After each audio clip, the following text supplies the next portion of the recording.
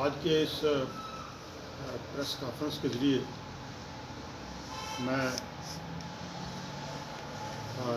اس بات کو کنڈیم کروں گا تنظیم کی طرف سے، national conference, Jammu Kashmir national conference کی طرف سے، اور بالخصوص امت مسلمہ کی طرف سے، کہ جو پٹیشن وسیم رضوی ملعون نے سپریم کورٹ میں دائر کی ہے، جس سے پوری دنیا کے مسلمانوں کے دلوں کو مجروح کیا گیا ہے، اس کو کنڈیم کرتے ہوئے میں یہ ڈیمانڈ کروں گا حکومت ہند سے کہ فوری طور پہ وہ ایکشن میں آئے اور ایسے ملعون اور مرفوع القلم انسان کو، جو لاکھوں نہیں بلکہ کروڑوں انسانیت کے کروڑوں دلوں پہ جس نے یہ ضرب لگائی ہے، اور ایک ایسی مقدس کتاب کو چیلنج کیا ہے جو اللہ تبارک تعالیٰ کی طرف سے نبی کریم حضرت محمد صلی اللہ علیہ وسلم پہ نازل ہوئی، اور جس کا ہر حرف برحق ہے، ہر زیر برحق ہے، ہر زبر برحق ہے، اور جس کا اللہ تبارک تعالیٰ نے خود حفاظت کرنے کا وعدہ فرمایا ہے۔ میں یہ کہوں گا کہ اس سے پہلے بھی بہت سی سازشیں ہوتی رہی، قرآن مجید فرقان حمید میں تبدیلی لانے کے لیے جہاں تک سوال ہے۔ اور ایک واقعہ مجھے یاد آتا ہے کہ جب خلیفہ عمر بن عبدالعزیز خلیفہ تھے، اس وقت عیسائی مشنری نے اور یہودی علماء نے ایک بڑی سازش رچی، اور ایگزیکٹ مجھے یاد نہیں، ایک زبر کے لیے، جہاں ایک زیر اور زبر کی تبدیلی کے لیے انہوں نے کروڑوں روپے کی آفر بھی کی خلیفہ وقت کو، اور ایک سلطنت بھی دینے کی آفر کی کہ ہم یہ آپ کو سلطنت دے دیں گے اگر قرآن پاک کی یہ زبر تھی یا زیر تھا، غلط بیانی نہ ہو جائے، کہ اس کو آپ چینج کریں، اور جس میں شاید یہودیوں کے بارے میں جو قرآن پاک میں جو ایک مسلسل ذکر ہے اس کے بارے میں، تو خلیفہ وقت نے وہ جو آفر تھی وہ ٹھکرا دی، اور اس میں کوئی تبدیلی لانے کی ضرورت نہیں کی۔ میں یہ کہوں گا کہ قرآن پاک قیامت تک جو ہے یہ زندہ رہے گا، اور اللہ تبارک تعالیٰ نے خود اس کی حفاظت کا وعدہ فرمایا ہے۔ میں آج اس پریس کانفرنس کے ذریعے پوری دنیا کو،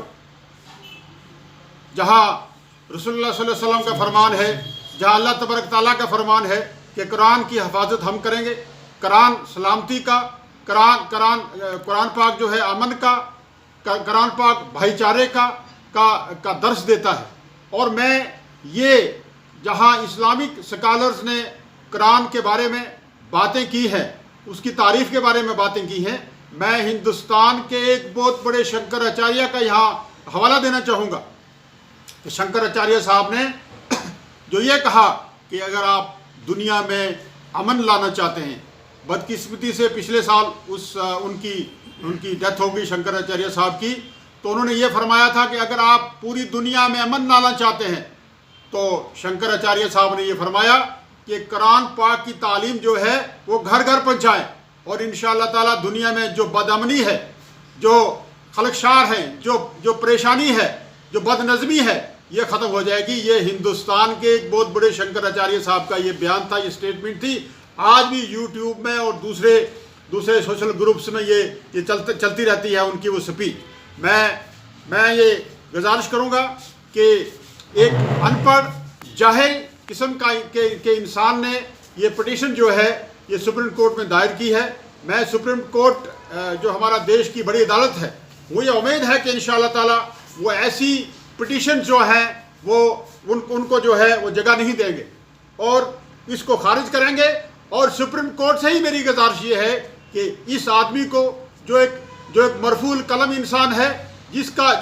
کا جو ماضی بھی ٹھیک نہیں تھا، جس کی بیک گراؤنڈ بھی ٹھیک نہیں ہے، اور مجھے لگتا ہے کہ یہ دماغی توازن جو ہے یہ کھو چکا ہے، اس کو فوری طور پہ حراست میں لیا جائے اور اس کے خلاف قانونی کارروائی کی جائے۔ اور ہمارے نبی صلی اللہ علیہ وسلم کا یہ فرمان ہے کہ آپ کسی بھی مذہب کے بارے میں، کسی بھی الہامی کتاب کے بارے میں، کسی بھی مذہبی کتاب کے بارے میں آپ غلط بیانی مت کیجیے۔ ہمیں سب کا احترام ہے، اور مسلمان جو ہیں، اہل اسلام جو ہیں، تمام دھرموں کی عزت کرتے ہیں، اور تمام دھرموں کی، چاہے کوئی الہامی کتاب ہو، کوئی مذہبی کتاب ہو، کوئی بھی ہو، اس کا احترام کرتے ہیں۔ لیکن جہاں تک قرآن پاک کا تعلق ہے، یہ میں کہوں گا کہ اللہ کی کتاب ہے، الہامی کتاب ہے، اور نبی صلی اللہ علیہ وسلم جو آخری نبی زمانے کے آخری نبی تھے، ان پہ یہ برحق نازل ہوئی ہے۔ اللہ تبارک تعالیٰ نے اس کا خود وعدہ فرمایا ہے اس کی حفاظت کا، اور اللہ تعالیٰ یہ بھی فرماتے ہیں اولم یتفکرون فی انفسہم ما خلق اللہ السماوات والارض وما بینہما الا بالحق اجل مسمى۔ یہ قیامت تک چیزیں جو ہیں، یہ باقی صرف اللہ اور اللہ کی ذات ہے، باقی سب چیزیں جو ہیں فنا ہونے کے لیے ہیں، اور ایک مقررہ مدت کے لیے اللہ تعالیٰ نے اس پورے نظام کو جو ہے وہ بنا کے رکھا ہے۔ میں لاسٹ میں پھر میں یہ گزارش کروں گا کہ آج کے اس ماحول میں اٹینشن ڈائیورٹ کرنے کے لیے کچھ طاقتیں جو ہیں، کچھ قوتیں جو ہیں، وطن دشمن قوتیں جو ہیں، ایسے مسائل ابھارتی ہیں، اور جن سے جو افراتفری پھیلے، اور اصلی جو مدعا ہے اس ملک کا، غریبی ہٹاؤ کا، بے روزگاری ہٹاؤ کا، یہاں ہندو مسلم ایکتا کو بحال رکھنے کا، اس سے ٹینشن ڈائیورٹ کی جائے۔ یہ سب سلسلہ جو اسی کی طرف جا رہا ہے۔ میں گزارش کروں گا دیش کی لیڈرشپ سے کہ کوئی بھی